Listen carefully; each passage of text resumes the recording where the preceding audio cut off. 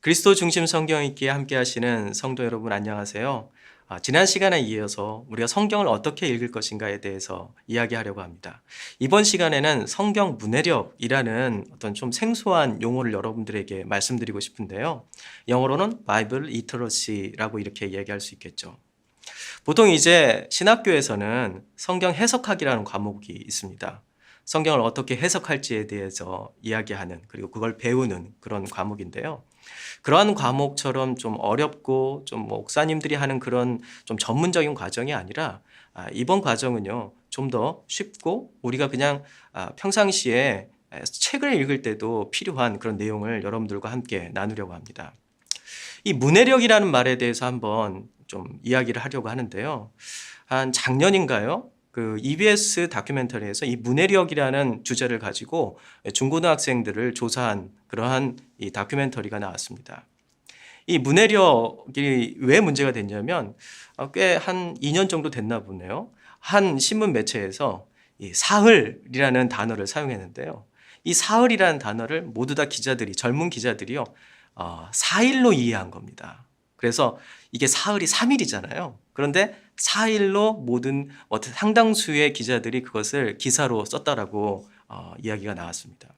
그래서 단어의 뜻도 제대로 모르는구나라는 어떤 사회적인 공감대가 일어났고, 이걸 통해 가지고 이 문해력에 대해서 관심을 가지면서 지금 많은 이제 학계에서 또 현장에서 실제 그 문해력에 대해서 고민하고 있는 상황입니다. 제가 그걸 보면서요, 우리 기독교인들도 성경을 읽을 때 문해력이 필요하지 않을까, 해석학이 아니라 이 문해력이 필요하지 않을까 고민하게 되었어요. 여러분, 성경 읽을 때 모르는 단어가 굉장히 많죠. 특별히 성경에서만 사용하는 용어들이 많습니다. 일반 사회에서는 사용하지 않는 그런 용어들이죠. 그걸 보면서 이것에 대해서 좀 물어보자니 내가 조금 좀 부족한 것 같아서 물어보지 못하고 그냥 지나갈 때가 있는데요. 이 문해력은 말이죠, 어떤 거냐면 단순히 그냥 이 단어에 대한 이해뿐만 아니라 이 단어가 모여가지고 한 문장을 이해하게 되고 또 문단을 이해할 수 있게 하기 때문에 이 단어를 이해한다는 건 굉장히 중요한 것이죠. 리터러시가 굉장히 중요하게 사용되는 영역이 있습니다. 그것이 어느 곳이냐면 성경 번역 선교사들에게는 굉장히 중요한 작업입니다. 성경 번역 선교사들은요, 이 언어가 있지만, 말이 있지만 이 글이 없는 그러한 지역에 들어가 가지고 그곳에 글을 만들어주는 일을 하는 것이 바로 이 성경 번역 선교사들입니다. 처음 들어가서 단어를 수집하고요, 그리고 또 이 단어를 수집한 다음에 또 알파벳을 만들어줍니다. 그리고 사전도 만들어주고 문법 체계를 만들죠. 그러고 난 다음에 이제 선교사들은 성경을 번역하기 시작합니다. 근데 번역을 해놓고 그냥 성경을 번역했으니까 너희들이 읽어라 하고 던져주면은 성경을 읽을 수 있겠습니까? 못 읽죠. 그러니까 굉장히 중요한 사역이 뒤에 뒤따르는데요. 그게 바로 리터러시 사역입니다. 문맹 사역이라고 하죠. 그러니까 문맹의 상태에서 이것을 이 사람들이 읽을 수 있도록 그렇게 도와주는 거, 글을 가르쳐 주는 것이 바로 이 리터러시 작업이라고 얘기합니다. 그러니까 우리가 좀 다 글을 알고 그리고 다 읽을 줄 알겠지만, 그럼 우리가 특별하게 알지 못하는 용어들이 있으면 그게 막힌다는 겁니다. 그래서 일반 사회에서는 그 용어를 바로 아카데믹 보캐블러리, 바로 학습 도구어라고 부릅니다. 이것을 읽기 위해서, 이것을 공부하기 위해서 꼭 필요한 어떤 단어들을 알아야 된다는 것이죠. 그런데 성경을 읽을 때도 동일하게 적용이 되는 것 같아요. 그래서 저는 그것을 비블리컬 보캐블러리, 성경 학습 도구어라고 제가 이름을 붙여봤습니다. 여러분이 성경 읽을 때 이 성경 학습 도구가 굉장히 필요합니다. 지금 저희들 4명의 목사들이 이 작업을 하고 있죠. 월요일과 목요일 저희들이 성경 가이드 영상을, 강의 영상을 여러분들에게 제공하고 있습니다.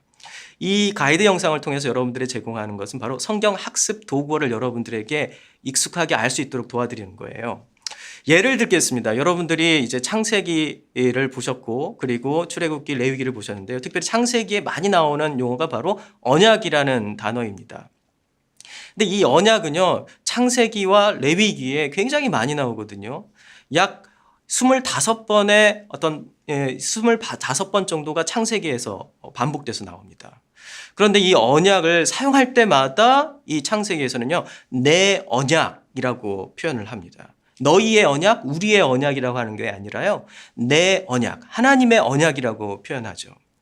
이 언약이라는 말을 그래서 많은 사람들은 약속으로 바꾸면 되지 않겠느냐라고 이야기합니다. 그런데 이것은 굉장히 중요한 비브리컬 보캐블러리, 그러니까 성경 학습 도구어인데요.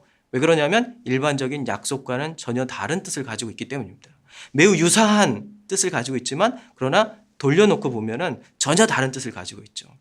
약속은 쌍방 간의 어떠한 협약을 통해서 만들어지는 겁니다. 서로 사인을 하는 거죠. 그런데 언약은요, 말씀드린 것처럼 내 언약입니다. 하나님의 언약이에요. 언약이라는 용어가 처음으로 나온 게 어디냐면 노아의 방주입니다. 하나님께서 노아를 부르셔서요, 방주를 지으라고 하고 거기에 모든 동식물들을 태우게 합니다. 이때 하나님께서는 노아에게 내 언약이라고 표현하십니다. 그러니까 하나님은요, 이것을 자기가 스스로 약속하고 그리고 그 약속을 우리에게 어쩌면 강요하는 것처럼 보여요. 그래서 이 약속은요, 일방적인 약속입니다. 이 일방적인 약속이 되려면 어떻게 해야 되죠? 선택이 뒤따라야 되는 것이죠. 선택이 있어야만이 일방적인 약속이 있습니다. 그래서 하나님은 노아를 선택하시고 그리고 그에게 내 언약을 줍니다. 일방적인 약속인 거죠.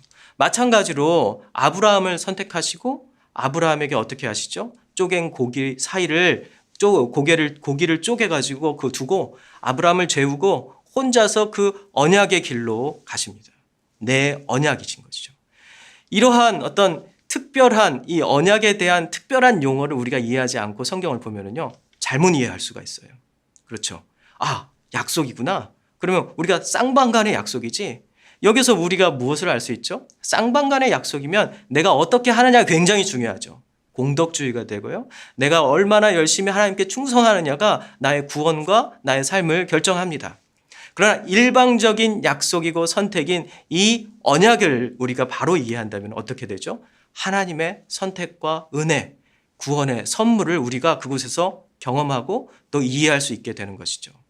그래서 우리는 창세기를 읽을 때, 그리고 출애굽기를 읽을 때, 신명기를 읽을 때, 그리고 앞으로 다른 모든 성경을 읽을 때 우리는 이 학습 도구가, 그 중심이 된 학습 도구가 무엇인지 한번 집중적으로 알아볼 필요가 있습니다.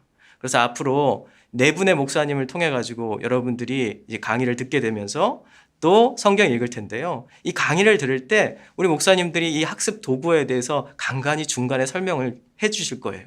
그 내용을 들으면서 여러분들 성경을 읽는다면 성경을 올바로 이해하고 그리고 제대로 이해할 수 있는 그 길로 가실 수 있을 것입니다.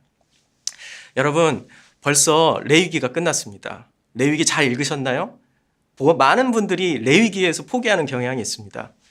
여러분, 이제 다시 힘을 내셔가지고 그 다음부터 다시 시작하시면 됩니다. 여러분, 여러분의 성경 읽기를 정말 열렬히 지지하고 또 격려합니다. 다음에 뵙겠습니다.